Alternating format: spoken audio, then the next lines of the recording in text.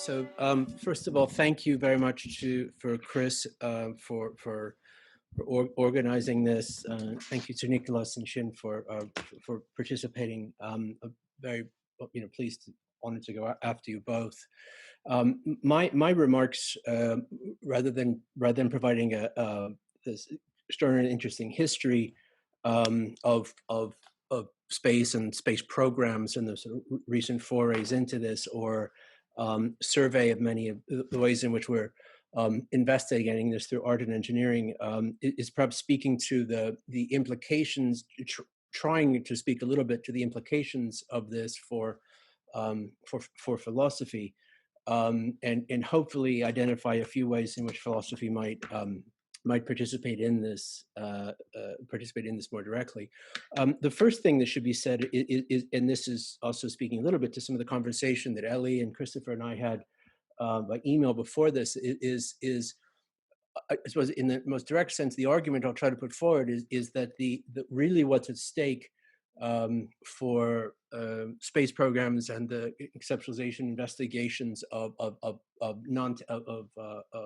super territorial or space, ungrounded space, however we want to think about this, is not leaving the Earth necessarily, but in many ways it's about finding the Earth. It's about in that one of the key accomplishments and discoveries of the Apollo program, the Soviet program, and the rest of this was the discovery of Earth as a planet, which is a very different thing than as a world. Which I'll speak to a little bit here as well.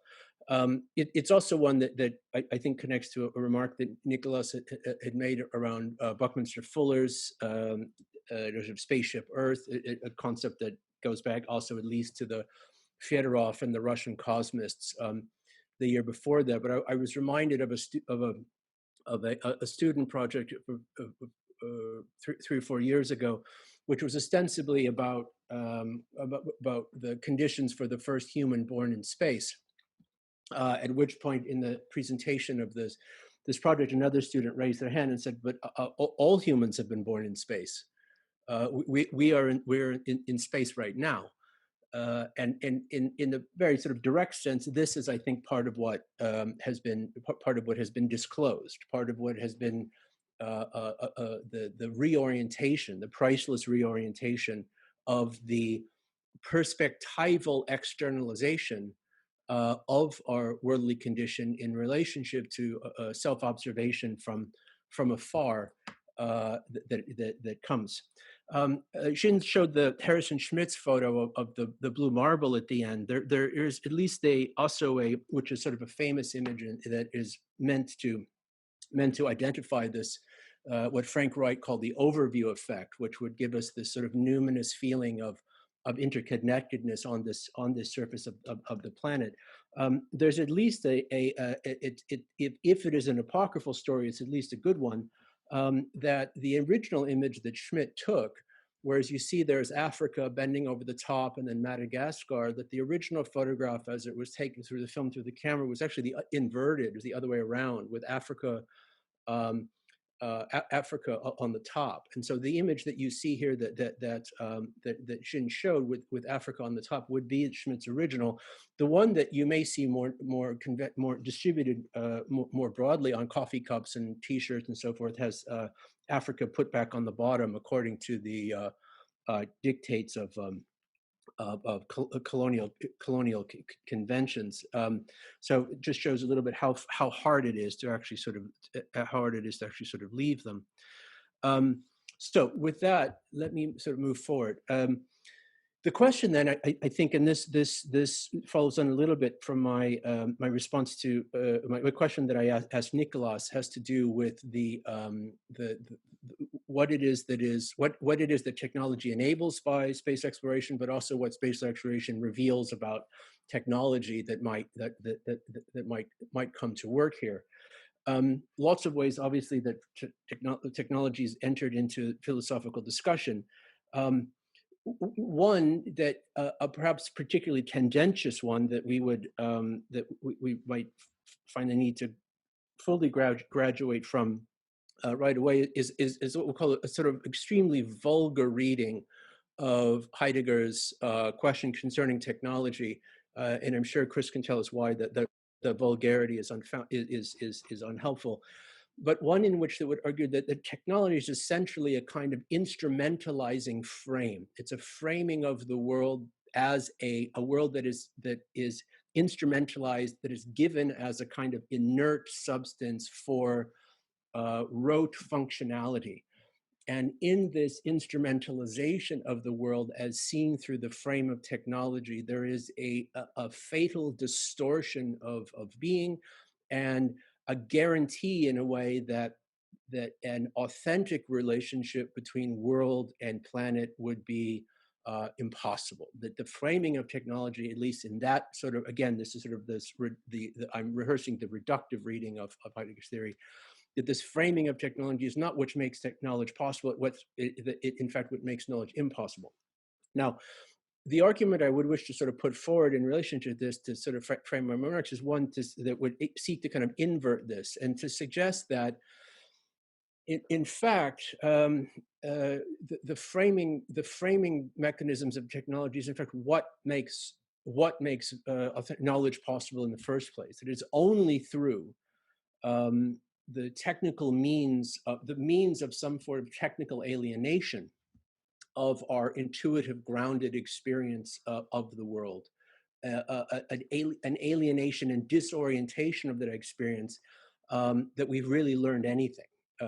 That by the shift from a geocentric to heliocentric cosmology, and is dependent upon the optics of the psychedelic optics of the telescope, our understanding of the microbe theory of contagion in relationship to the microscope, the identification and observation of genetic processes, and the disclosure and understanding of humans as part of an evolutionary process, the animality of Homo sapiens as the basis of our culture. All of these are deeply counterintuitive, and all of which we could think of as different kinds of Copernican turns, but they're ones that all in one way or another are only made possible through some mechanism of technical alienation. Now, it related to the space program, and these kinds of forms of technical disorientation and alienation and self-exteriorization that are on display here. We asked then of what forms of epistemological accomplishment have they provided for us, and so to be clear, what I'm suggesting is that this form of technicity, as we're talking about, is in fact what would make possible that more authentic and viable relationship between world and planet, not what makes it impossible. Secondly, I would want, at least for terms of our discussion, to try to explicitly link two connotations of the term planetarity. There's one connotation of planetarity that comes from astronomy, from understand of a kind of let's say a comparative planetology that becomes possible as we begin to investigate the geology and the geologic history of Mars, or the geologic history of Venus, and observations of Saturn and the rest of this. The planetness of something becomes available. The other connotation of the planetary and planetarity, as an alternative to discourses of the global and globalization, is one that is, is quite lively and in the process of being developed in relationship to contributions from Gayatri Spivak, Aishila Mbembe, Deepak Chakrabarty, myself, many others. But here, the concept of planetarity has to do with an understanding, I think, as Nicholas was looking at, of the deep interconnectedness of people, places, and things and processes, animals, vegetables, and minerals, in a way in which that our fictions of liberal autonomy cannot hold. And one of the things that I think is at stake in thinking about the condition of that viable relationship between Earth and planet is also being able to sort of stereoscopically converge these two notions of planetarity, the astronomic notion of planetarity and the decolonial notion of planetarity, into some kind of common project. So just the absence here is meant to be a bit of a pun. one of the things I wanted to then sort of point to around this question of the implications of this for philosophy is to speak a little bit about the figure or body of work that I consider to be really the most significant philosophical turn of the 19th century. Not Marx, not Nietzsche, but Darwin. Darwin and Darwinism more generally can be thought of as a moment that in a certain way makes secular philosophy possible, by which the way in which it discloses the conditions of animality that are the context by which philosophy would be situated as the project of a particular species uniquely capable of forms of conceptual abstraction. The condition of human origins and really the history of being becomes possible in this particular regard. And so one of the questions we may want to ask then, and this is where the absence comes in, which is absence, is how is it that within the continental philosophical tradition, particularly in the early 20th century, Darwin is not dealt with more directly as a problem for the tradition of thought. Heidegger does not speak of Darwin at all, as far as I know, that there's some sort of oblique and direct mention in Origin of the Work of Art.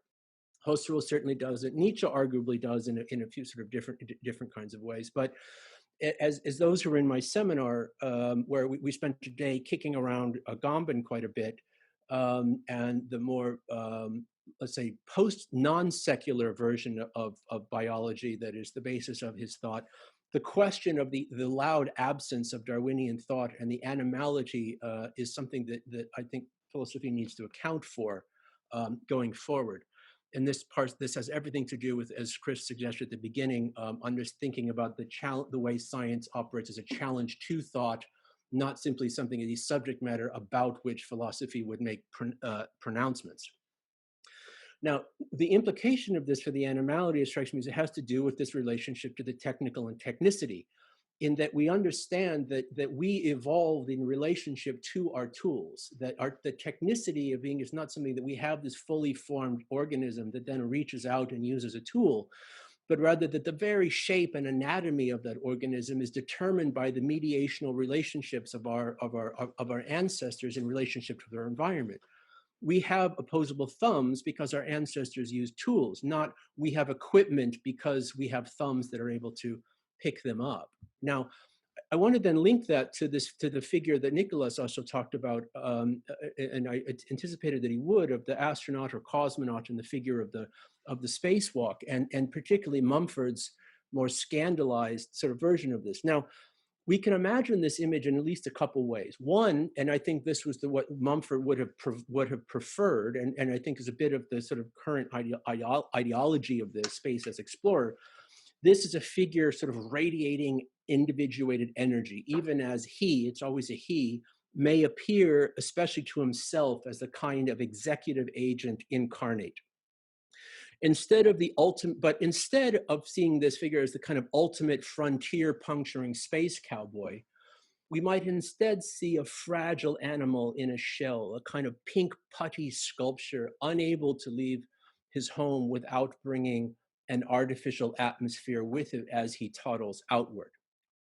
And this figure as is tethered to multiple umbilical cords, re-encased in an inorganic placenta without which the creature would instantly die.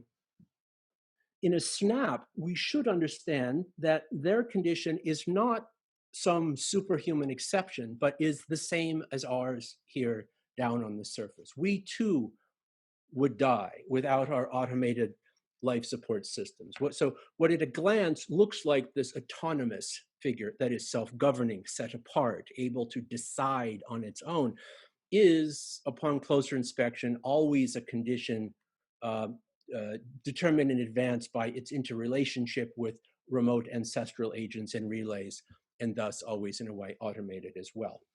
Okay. Then I want to say then a few words quickly on behalf of Copernican and the Copernican Disenchantment. Freud, of course, as you know, talked quite a bit about the Copernican turn as a kind of trauma, a kind of insult to the centrality of being. That geocentrism was not just an insult to a particular astronomic vision, but an insult to a cosmology predicated upon it and a sense of agency and subjectivity that had been predicated upon that cosmology. Kant, in his own sort of attempted ways to try to develop a philosophy he thought was in relation to Copernicus, moved forward. I would argue that, in fact, we have not nearly completed the Copernican revolution, that the implications of those decenterings are not nearly absorbed and accounted for by philosophy, let alone society in general. By way of sort of anecdotes, and again, I'm really sort of, I don't mean to be using this as ways of providing a kind of final reading of these figures, but rather of just making some remarks about the relationship between this and the history of philosophy that went to account for itself, particularly again in this, the absence of Darwin. There's a remark that Husserl,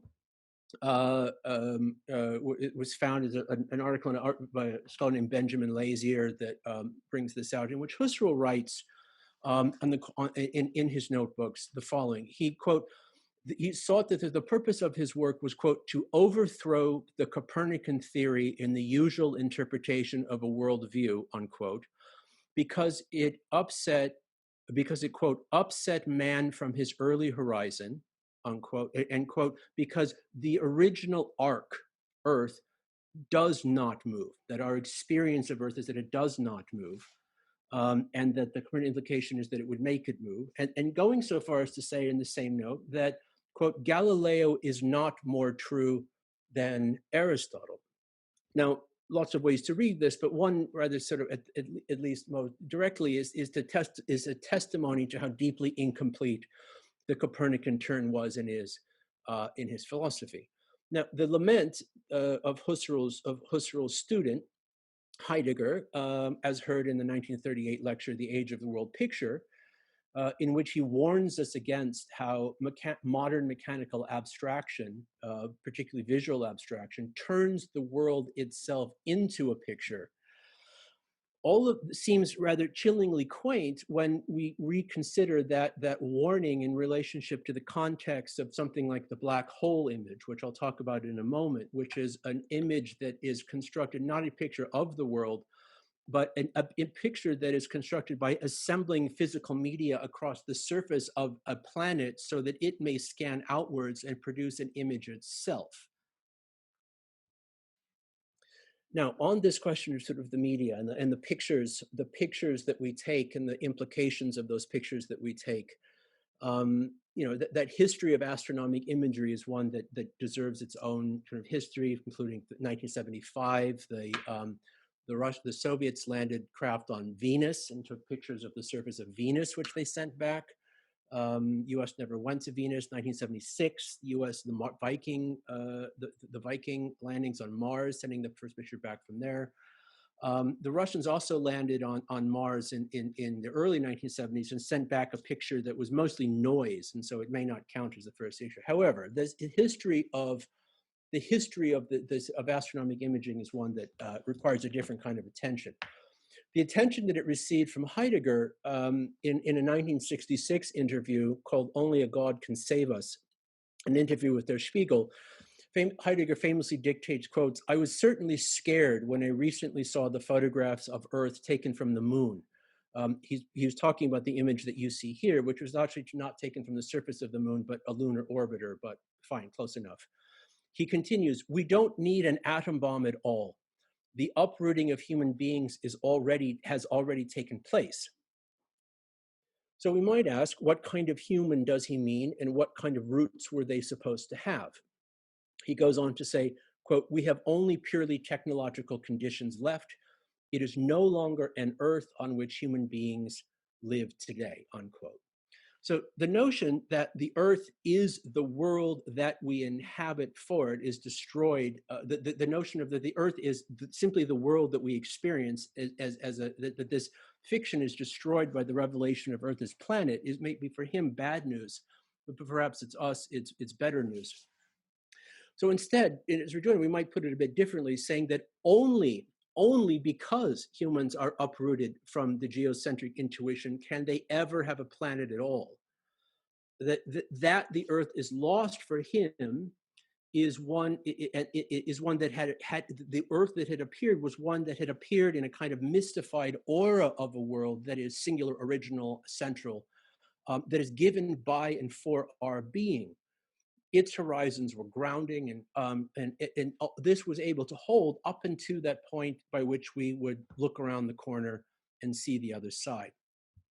So still, as some of these astronomic images may have alarmed certain phenomenologists, images like the blue marble, I think what you're taken by a human looking back down upon his dominion, Harrison Schmitt being the astronaut who took it, an extremely conservative creationist who spent the rest of his career in the Senate as one of the most adamant and effective climate change deniers. Those images are at best the work of a kind of transitional humanism, and ones that did not and cannot really decommission the vestigial anthropocentric self-regard and self-representation that we would require for that Copernican turn nearly enough. For that, we would have to wait a few more years for the black hole image to appear. Now, just one quick remark in relationship to the world and the age of the world picture. One of the conclusion that I think we want to draw here is not that the implication is not that the significant thing is not that the planet as a whole appears in visual culture and that this is the moment, but rather that visual culture came to be able to represent the planet that was always there all along. Visual culture is in the planet and of it. The planet is not in and framed by visual culture. The idea that the Earth somehow becomes a planet once it appears visually as a planet is, I think, a strange kind of solipsism. Now, to the black hole image as our hero of our story. The resolution of any image depends on the aperture of the camera. And for this image, the non-contiguous perception engine was a machine, an assemblage called Event Horizon, a network of a system, if you like, a network of telescopes, telescopic surfaces extended all the way from Greenland to Antarctica. It was an aperture, in other words, as wide as the Earth itself. To make this image, our planet itself becomes the camera.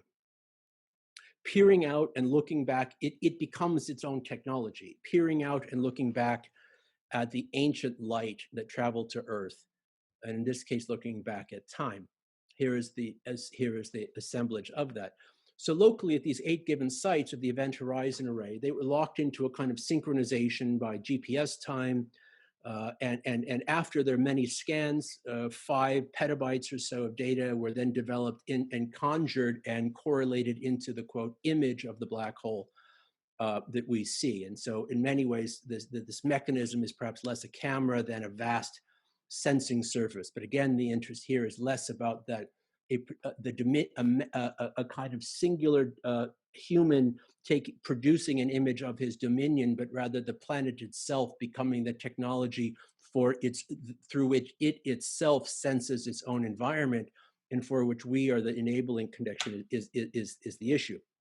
Or put differently, the black hole image is the kind of, quote, world picture, but one that is crucially not a picture of Earth.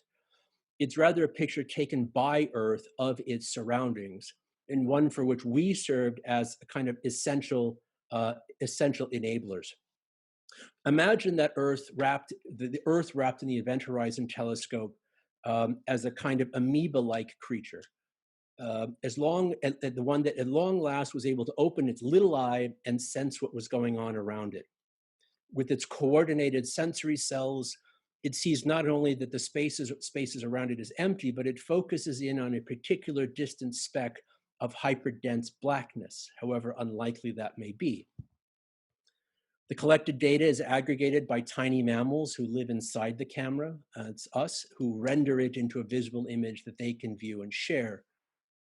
In that sense, the image is the opposite of what we might call a mirror. Stuart Brand, after Frank White, called the blue marble image a kind of mirror. It's the opposite of a mirror in that it shows us not ourselves in the world, but the abyss in which we can never be reflected. this is the real horror of the Copernican trauma. True, the planet folded itself to make humans, who in turn fold the planet in order to turn it into an astronomic camera, and so forth. But that process reflected back an image that positions Homo sapiens as something quite different, as a kind of auto-generated smart bacteria swarming around on the surface of that media, a transitive enabling layer. So in this sensory data render as image, we see an abyss in which we cannot see ourselves as we now understand ourselves to be. The unconscious star-sucking void is blind and deaf to our orientations of horizon. And for the black hole is, in this best possible sense, a terrifying image. So if the blue marble signaled that kind of revitalized alloy of humanism and creationism made by a single human looking in the mirror and framing his sense of place, looking down from above, then the black hole reveals a far more powerful inhuman scope and condition that defies articulation as it looks not only up, but out. If the blue marble implied a global village by putting apex creationists in charge of a mythical garden, black hole demands a different kind of planetary regime by rendering humans as a privileged mediating residue that sets in motion further generalized cognition. The two worlds could not be more different, and this new profile for us is one that it will take some time to get used to. So my last point then, returning to the Copernican turn and its implication for the past and future planetarities, again with that stereoscopic image of both astronomic and decolonial planetarity that is the assignment in front of us. The incompleteness of the Copernican revolution attests both to its difficulty and to its open-endedness. The first Copernican turn entailed at once a disorientation of an individual perception and interpretation, that is, apparently traveling sun, it was now seen to be still, but also a dismantling of an anthropocentric cosmological architecture, that is, heliocentrism is now hopefully, at least except on YouTube, common sense. Third, a disruptive shift in the geopolitical and geoeconomic architectures that drew legitimacy from those models, that the geopolitics followed the cosmology. This is part of the, as we discussed in seminars, some of the implications of Yukoi's cosmotechnics. Now, today, the Copernican turn also means a reorganization of the Earth, not only as it truly is, but as it may be. The traumatic difficulty of that turn comes from our own evolutionary accomplishments itself. That is, our intuition includes extreme cunning, and our cognitive models include narrative abstractions that motivate and mobilize our cooperation. That is, it's only through these kinds of abstractions that we're able to organize ourselves into the complex forms. However, and here's where I want to just sort of end with a more practical definition of the Copernican turn in relationship to this discussion of the philosophy of technology. As our expanded cognition and agency developed coextensively with technologies, as our ability to, that cognition developed coextensively with the technologies and the mediation of the world, the new perceiving apparatuses will be able to accomplish desired functions. That is, you build a microscope because you want to see small things. Like it does the function that based on a worldview that would sometimes reveal an utterly counterintuitive reality that was in conflict with the model of the world that enabled them to be built as technical innovations in the first place. That is, models imply the need for, concepts imply the need for machines that when used properly prove that the model that enabled that machine was false. This, I think, is the process then of the basis of the Copernican turn in a nutshell. Again, a conceptual model develops a technical system to extend how it understands the world, but what is revealed about the world by that technical system undermines the conceptual model that made way for that technical system. Now, for philosophy, then, the resistance to the surprising revelations implications in order to protect the integrity of the initial model is a tenacious adherence both to a familiar idea of the world and also to the primacy of representationalism as such. So let me just close with sort of this point, that the term world and the term planet can be understood in a number of different, in at least two different ways, and what want to prefer one over the other. The term world can mean both the coherency of a particular perceptual and cognitive experience, as in like von Uschkel's Umwelt, but it also has the implications of being is the same name as an astronomic body, as in sort of the world like a planet. And so that conflation of world and planet could seem naive or wise, depending on the direction of association that we might hold for it. I'm going to the direction of association we might hold for it. So if the astronomic, so if the idea is to suggest that the astronomic world is simply a background, a given context for the phenomenological world, that the planet is there, but the world is just there as something that is given for us to perceive, perhaps a bit closer to Husserl's complaint against the Copernican trauma, this can veer towards a kind of false comfort zone where solipsism and mysticism and narcissism can converge into dangerous territory. However, if the astronomic world is understood as that which is folded in particular ways in order to produce the perceptual organs and the cognitive bodies that produce and mediate and remember and experience rich sensations, such that a livable consistency emerges as a given phenomenal world, good, then we are closer to where a kind of renewed Copernican turn should take us. What is called, in other words, what is called culture would then is located inside that more general biosemiotics. And in turn, some kind of more general ecology would connect this together. This, I think, undermines some of the alibis that allowed philosophy to remain innocent as to how it is our planet folded itself into these fragile transitive human forms through evolutionary processes, and how it acts upon itself in this way. Hopefully the continuing disenchantment of that anthropocentrism would include, one hopes, the disappearance of the sort of vestigially creationist notion of mastery over the world and a planet that is no longer external, but also a reevaluation of the paths that we may habitually take into the withdrawal into symbolic interiors, for which the local world would take precedence over the material planet. So this, in a nutshell, is this is the benefit of a space program, and this is what technology, I think, really frames. Thank you. Thank you very much for that, Ben. Is there any response or questions from the participants? Chris, Shin? Ben, let me just very quickly say that I think I'll be responding in my paper. Okay, yeah, but great. I won't be able to respond immediately. You've made a very powerful and rich presentation.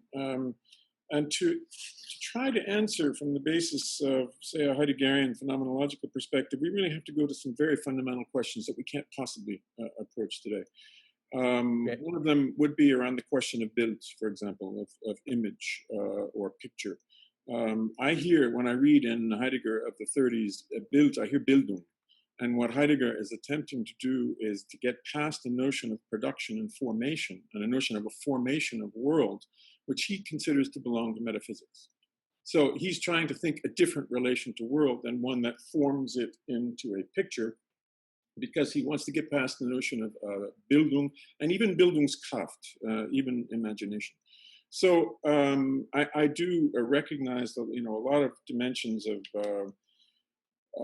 well, a lot of, let's just say, very ideological, strong ideological dimensions in Heidegger's way of talking about contemporary technology and so forth. But Heidegger is not hostile to technology as such.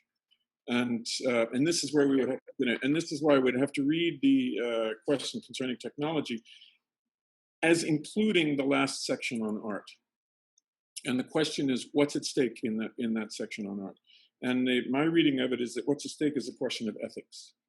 ethics and the Earth, actually. Now, the question of what is Earth there is very complicated, but again, this is the text. I once joked with Avital Ronell when we were reading the text together. She said, "Why is it so short at the end on art?" I said, "I think he ran out of time." But there is a real question there. Why is this so brief? And it has to do, I think, with the fundamental issue at stake, which is his attempt to think the relation of being involved in technique versus the one in art. And in both cases, he's trying to think a notion of usage, what he calls usage. Okay, so if I could just replay real quick, just to be clear, like the Heidegger was certainly not the. I wouldn't say the paper was meant to be about Heidegger. It was rather but you did sort of call upon me. I felt so. I felt I should. Oh, sure. Yeah. But yeah. I will. No, I'm going to talk about the question of ethics in my paper. Otherwise, I'll let the others respond. Yeah, I would like to mention some experience I had. It's rather a response, just a reference, probably. During this time of quarantine, I've been doing a lot of roof climbing in my own apartment in Brooklyn.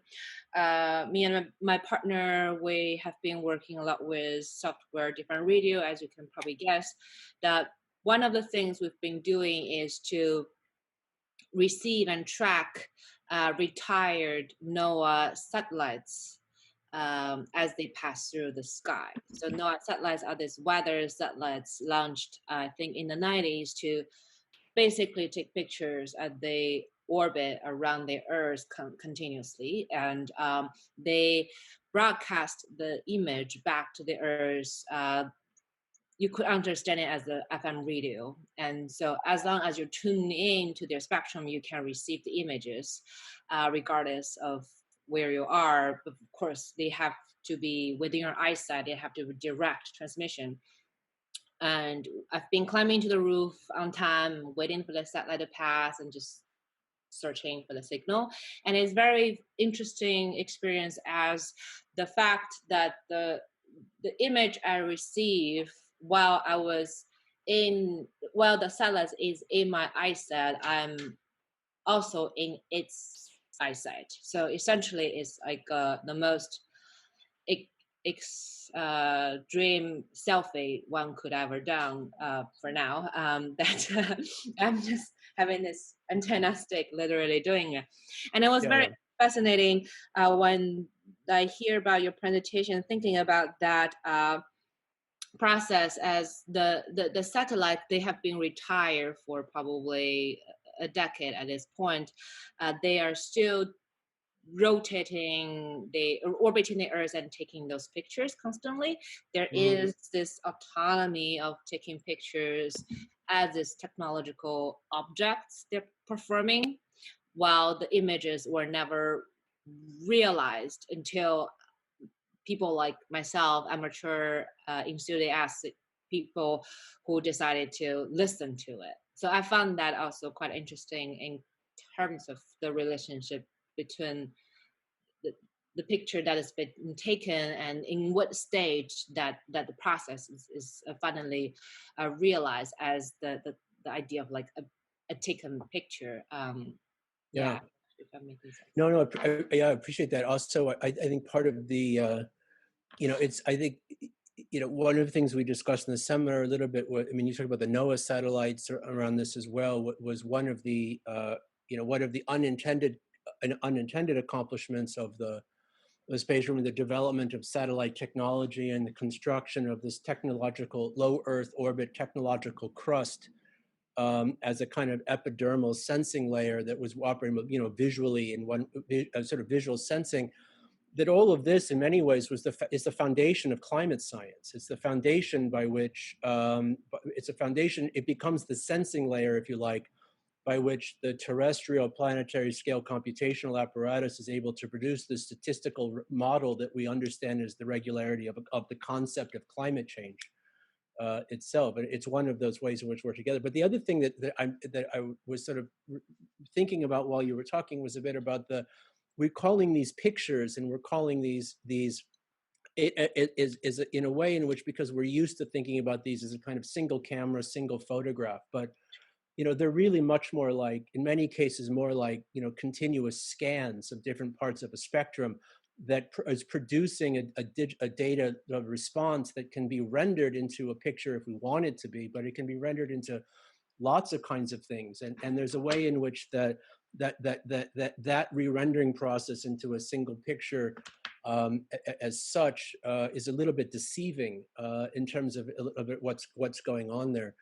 There was a project we did a couple of years ago at Strelka called Geocinema, which was looking at this entire the entire kind of planetary visual sensing apparatus in terms of cinematic apparatus theory, and thinking about like ultimately like what form of cinema is it demanding of us that we are not providing for. And it would be one that I think would be not only post photographic but might be even post imagistic in that sense. And of course the black hole image being the same way, right? It's 8 petabytes of data that's algorithmically processed into something that the binocular hominids can look at and get a sense of what's going on, because it looks like a cave painting to us.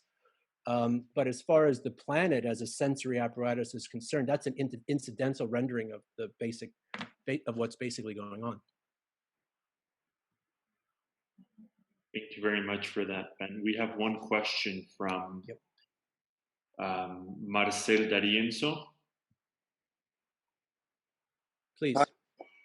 Can you hear me? Yes. Yes. Thank you very much. I was thinking a lot between the relationship between the visual cultures and Earth and the idea of a captured world that is actually coming from the idea of the scan, meaning like a representation that is not embedded as a picture, as we kind of understand the Bildung you were speaking of. But then again, to what extent would you agree that the current embodiment of technological apparatuses, meaning we're digesting ourselves away from our animality into a kind of cyborg situation, and the ways in which disagree, and the ways in which representing oneself and worlds is already a paradigm of simulation that like left Earth. What's the second one again? Could you say? And the ways of which representing oneself in relation to this idea is already a paradigm of simulation that left us somehow with this perception of this trauma that you referred to at the beginning. I'm not sure I get the second one, that the way in which we represent ourselves to which situation might have produced, is a simulation that could produce the trauma. Which situation are we representing ourselves to in your question? The relationship of the picture taken of Earth, and then the perception of that, and this what you had a brief slide saying this image of the Earth. It's not the image of the Earth, the world, but it's a world in an image. Mm-hmm. And then this is already kind of embedded in the idea of this paradigm of simulation, that it's like kind of embodying this trauma, this perception of this trauma that you referred to at the beginning. Maybe I'm not like I'm still not quite sure I get it, but let me go to the first one. So I think part of the way in which I was presenting this question of animality and remarking on the conspicuous absence of Darwin within continental philosophy, and what forms of compensation and cope that may have been symptomatic of. And the way in which we're presenting animality and technicity not as two separate domains, and trying to be as adamant as possible to indicate that the very condition of animality is not one that is newly integrated and intermingled with technological systems, but which is itself always and always has been an effect, and anatomically, physiologically, an effect of its mediation, entangled mediation with the world, with the medial qualities of the world, and with the technical systems of the world. Not only both in the sense to which our literal anatomy has evolved in relationship to the technical feats of our genetic ancestors, but the ways in which neurologically and cognitively our capacities to form abstractions and mental simulations of the world evolved in relationship to our ability to produce forms of technical abstraction and technicity and inscription and indeed artistic abstraction with tools in the world. It's not as though the animal was fully formed and then picked up a tool, or later on, starting in the 1950s or in the 1980s, became penetrated by technology and became a cyborg. We've always been cyborgs, if you want to think about it this way, but not only cyborgs at the level of a flesh plus steel amalgamation, but that the literal condition of our thought, the precondition of our thought is based on that kind of is based on the long history of that entanglement. So in a way, the need of representation, the need of the image or the world forming itself is not something new so it's not a new trauma that we have to kind of understand from the perspective of whatever happened to modernism and this technological advancements. Well, I guess what I would identify is probably more that it makes a little bit more difficult for us to digest than the blue marble image is that the blue marble image is literally a photograph taken with a Hasselblad camera of a person, someone who an astronaut who believed in 7-day creationism, looking down upon his sort of domain over which he was over which he had a certain dominion. And as a kind of, let's say, master species of this dominion, rather than as one particular biological component within a larger flux. Now, the implications of the black hole image that we are merely a medium through which the planet is instrumentalizing itself, through which the technicity of the planet is continuously emerging over the past tens of thousands of years, and will continue to emerge in 10 years of the future, means we're no longer the protagonist of this narrative. This is the Copernican trauma. Thank you for that, Ben. Chris, would you like us to take a pause before you go to your presentation? Yes, I'll just take 3 or 4 minutes, and then we'll be back, and I can head into the last stretch with you. Thank you.